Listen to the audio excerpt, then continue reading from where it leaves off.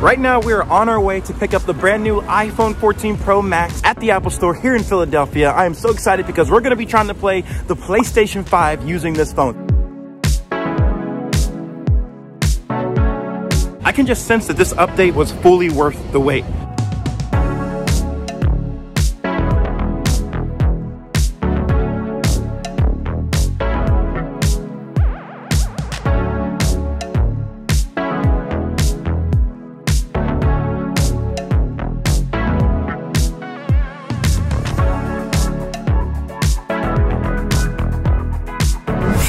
We are back in the bedroom studio with the goodie bag from the Apple Store. Let's not waste any time.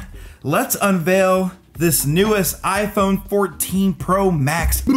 I'm excited. Let's rip the seal off the back. Oh my God. Yo, it's beautiful.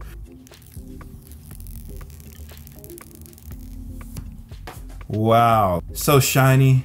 Let's put the rest of these items to the side. Hopefully we have some juice in here. We do. Oh, it says hello. I'm just mesmerized right now with how good this thing looks. Apps are getting installed. There's one important app that we need to make sure is also being installed amongst the rest of the app, and that is PlayStation Remote Play. Let's make sure we get this bad boy installed. Super important for us to have downloaded so we can play our PS5 on this new iPhone 14 Pro Max. This backbone accessory is supposed to be big enough to hold an iPhone 14 Pro. Oh my goodness, what the heck? It's like squished.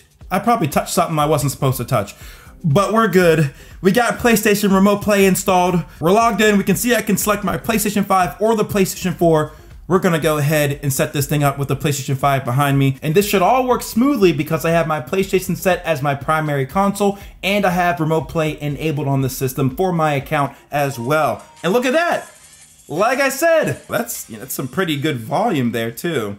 And everything seems to be working as it should. Look at that, that's so cool.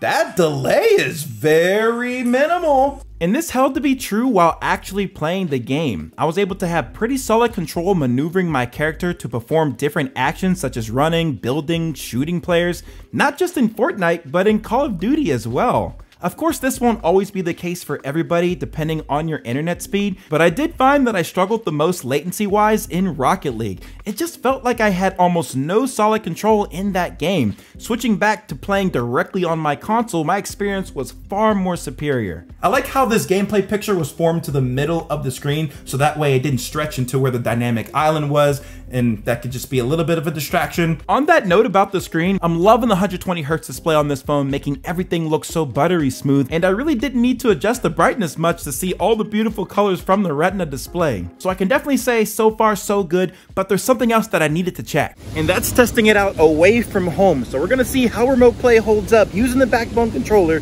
here in Love Park in Philadelphia. By the way, those shots were just taken using the iPhone 14 Pro Max, so there's a little feel for what the camera looks like at least. For this test, we'll be using a 5G connection, which didn't have the fastest speeds, but it'll suffice. Getting the iPhone into the backbone controller was a little bit easier this time around, and when launching the PlayStation Remote Play app, it was important to go to our settings and enable the use of mobile data so that we could play on a 5G connection. Once that was done, I went to connect to my PS5 console, which was miles away, by the way, and after about a minute or so, I successfully established a connection. So all the doubters out there that keep saying that you can't play away from home, yes, it works, and even on data. And surprisingly, it was actually playable, with the controls not feeling too delayed when pressing the buttons on the backbone. Yep, I really just played Fall Guys out here, and it was fun.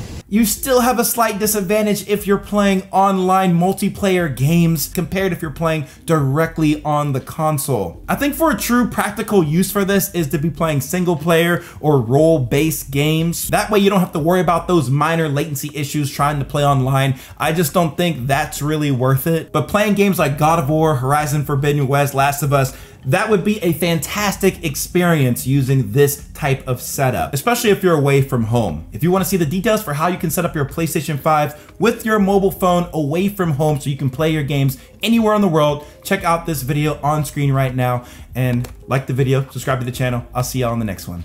Peace.